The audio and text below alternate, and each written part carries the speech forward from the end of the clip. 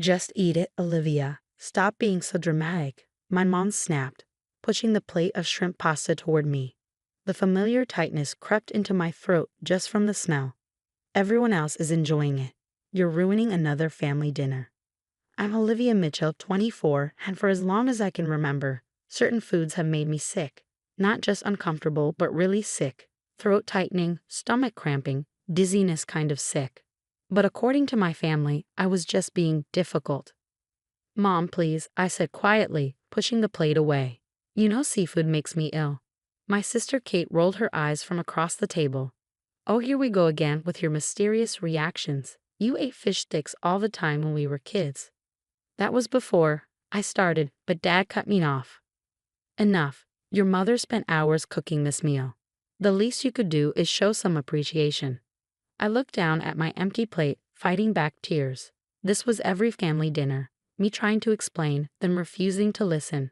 The worst part, they were right about one thing. I hadn't always been like this.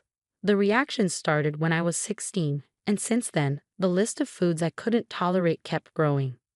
Fine, my mom sighed dramatically. I suppose you want your special plain chicken and rice again. Like a child. Before I could respond, Kate jumped in. She's just doing this for attention, Mom. Remember last month when she claimed she was allergic to the birthday cake at my engagement party? I remembered.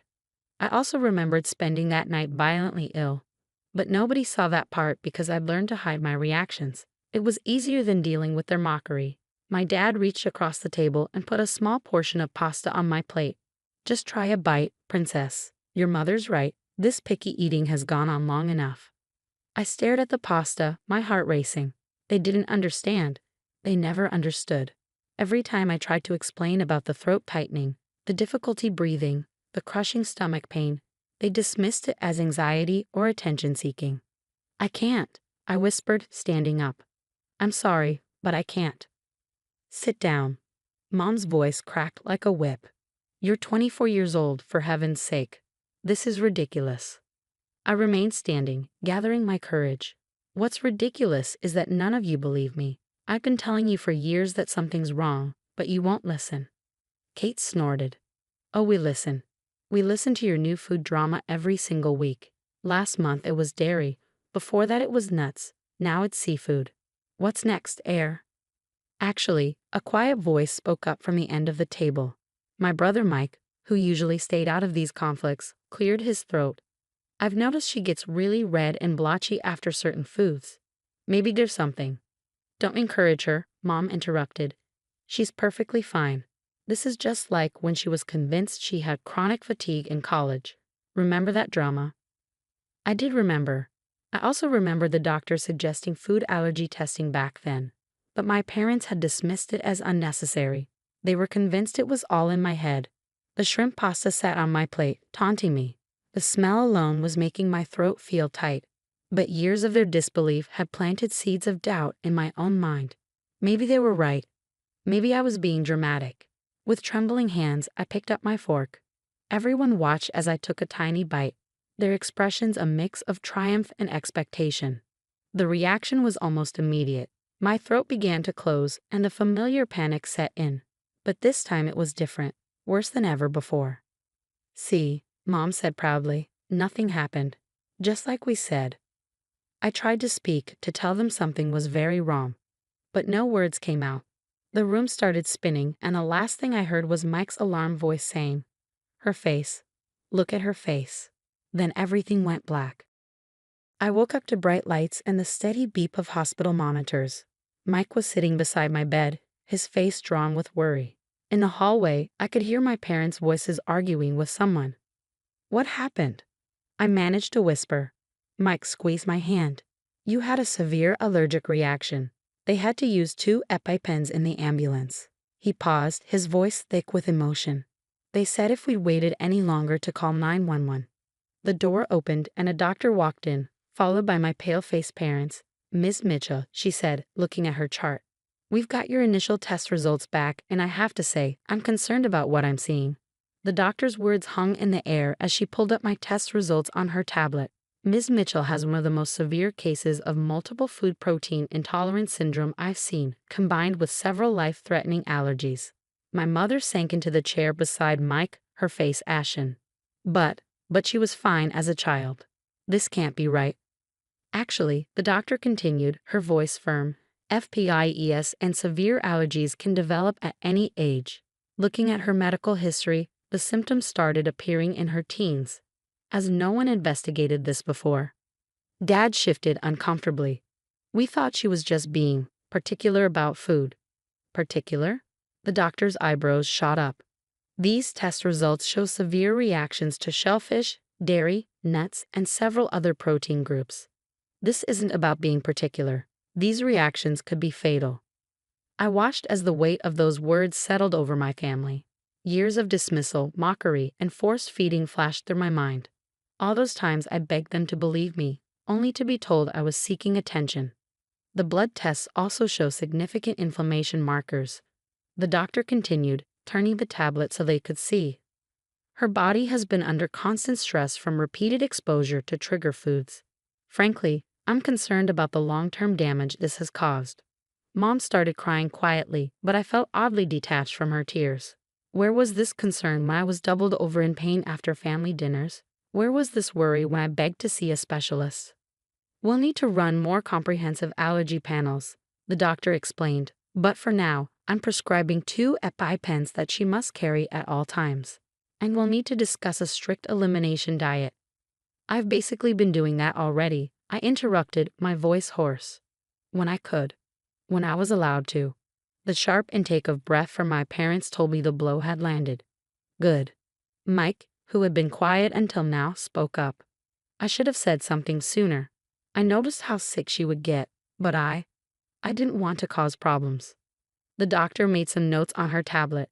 Going forward, Ms. Mitchell will need her entire family's support. This condition requires careful management. One mistake could be catastrophic. As if to emphasize her point, a nurse came in to adjust my IV drip. Your anaphylactic response was severe, she explained kindly. We'll need to keep you under observation for at least another 24 hours. Kate chose that moment to burst into the room, her face streaked with tears. I came as soon as Mike called. Olivia, I'm so sorry. I had no idea. But I wasn't ready for her apology. Not yet. Not after years of her leading the charge and mocking my food drama. Ms. Mitchell needs rest. The doctor intervened, clearly sensing the tension. I'll have the nurse bring in some information packets about FPIES and anaphylaxis. I strongly recommend the whole family educate themselves about these conditions. After the doctor left, an uncomfortable silence filled the room. My parents looked lost, Kate kept wiping away tears, and Mike just held my hand, his grip steady and apologetic. Finally, Mom spoke, her voice small. Why didn't you push harder to make us understand? Why didn't you insist on seeing a doctor? I stared at her in disbelief. I did. For years I did. You told me I was being dramatic. You told me it was all in my head. You forced me to eat foods that made me sick because you didn't believe me. We didn't know, Dad started, but I cut him off. You didn't want to know, I corrected him. It was easier to blame me than to admit something might actually be wrong. Do you know how scary it is to feel your throat closing up while your own family tells you you're faking it? The monitors betrayed my rising stress levels, their beeping increasing slightly. Mike squeezed my hand in warning. The doctor said I could have died tonight.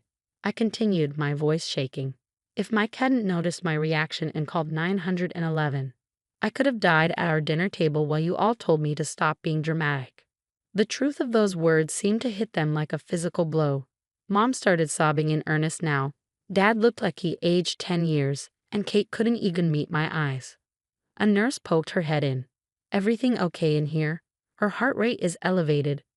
We were just leaving, Mike said firmly, giving our parents a pointed look. My sister needs to rest. As they filed out, each looking more devastated than the last, I felt a strange mix of vindication and exhaustion. The truth was finally out, backed by undeniable medical evidence. But the cost of that validation had almost been my life. Mike stayed behind briefly. I'll be back tomorrow with your things. And Olivia? He paused at the door. I'm so sorry I didn't speak up sooner. That changes now. As the door closed behind him, I closed my eyes, finally letting my tears fall. Years of being disbelieved, dismissed, and mocked had led to this moment. But as I drifted off to sleep, one thought kept circling in my mind. What would happen now that they couldn't deny my condition anymore? 3 months after my hospitalization, I sat in my new apartment, carefully reviewing the menu for our first family dinner since the incident. My phone buzzed with a text from Mom.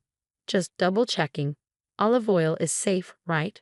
I cleaned the entire kitchen and bought new pots to avoid cross-contamination. I smiled slightly at her message. The change in my family had been dramatic, though it took nearly losing me to get here. The days following my hospital stay had been intense. My parents, shaken by how close they'd come to losing their daughter, threw themselves into learning everything they could about my conditions. Dad spent hours researching FPIES and anaphylaxis, while Mom joined online support groups for families dealing with severe food allergies. Kate, perhaps feeling the most guilty about her past behavior, had completely transformed. She postponed her engagement party to help me move into my own place, away from our parents' well-meaning but overwhelming concern. "You need a safe space," she'd said, helping me set up a kitchen where I could control every ingredient. My phone buzzed again. This time it was Mike. "Need me to pick up anything from that special grocery store?" Mike had become my strongest advocate. He'd taken a food safety course and learned how to use an EpiPen, then insisted on teaching the rest of the family. "Never again," he'd said firmly during the training session. "We're never risking Olivia's life again." Tonight would be the test, our first family dinner since the hospital. But this time it would be at my place, with my rules. The doorbell rang early. It was Kate carrying several shopping bags. "I brought the special plates and new utensils," she announced. "And I made those allergy-friendly brownies you sent the recipe for. 3 test batches to make sure they were perfect." I hugged her, remembering how far we'd come from her mocking my food drama. Mom and Dad arrived next, Mom clutching her tablet with all my safe recipes saved. Dad carried a container labeled "Safe for Olivia" in bold letters. "I made the quinoa salad exactly as the allergist approved," he said proudly.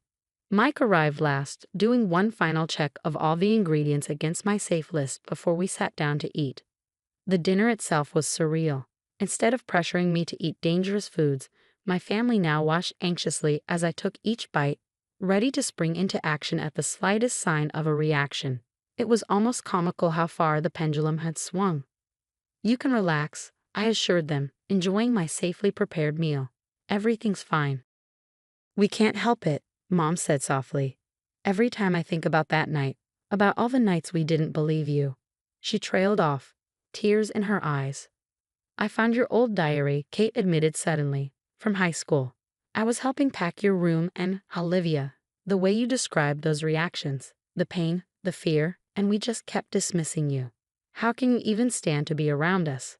I set down my fork, considering her question. The truth was, forgiveness hadn't come easily. The first few weeks after the hospital, I'd been angry, furious even. Years of gaslighting and dismissal had left deep emotional scars. "I can stand to be around you because you finally listened," I said carefully. "Yes, it took something dramatic to make you hear me. But once you did, you actually changed. That matters." Dad cleared his throat. "We visited an allergist ourselves," he announced, "to learn more. She helped us understand what you've been going through all these years. The physical symptoms, but also the trauma of not being believed." "We're in family therapy," Mom added, "learning to be better listeners. To trust when our children tell us something's wrong." Mike raised his glass of allergen-free sparkling cider. "To Olivia," he said, "for surviving not just the allergies, but us." Everyone laughed, but I could see the truth of his words hit home. I raised my own glass. To learning and changing, and to safe food. After dinner, as my family helped clean up, using the special allergen-free cleaning products they'd researched, I watched them with a mixture of love and lingering caution. The hypervigilance could be overwhelming sometimes, but it was far better than the dangerous dismissal of before. "Next month's dinner is at our place," Mom said as they prepared to leave. "I've already planned the menu and bought separate cooking equipment, and we've installed an air purifier, just in case." I hugged her, remembering the mom who used to force shrimp pasta onto my plate. "Thanks, Mom, for everything." As I closed the door behind them, I felt a profound sense of peace. The journey had been difficult, and the validation had come at a terrifying price. But we made it through. My family had transformed from my biggest threat to my strongest support system. On my phone, a new family group chat notification popped up. Next week's cooking class. Understanding food allergies. Who's in? I smiled and typed, "Count me in." Sometimes the hardest lessons come at the highest costs. But watching my family become my fiercest protectors made it all worthwhile. We nearly lost everything to learn this lesson, but in the end, we gained something precious: understanding, respect, and a deeper love built on trust and validation.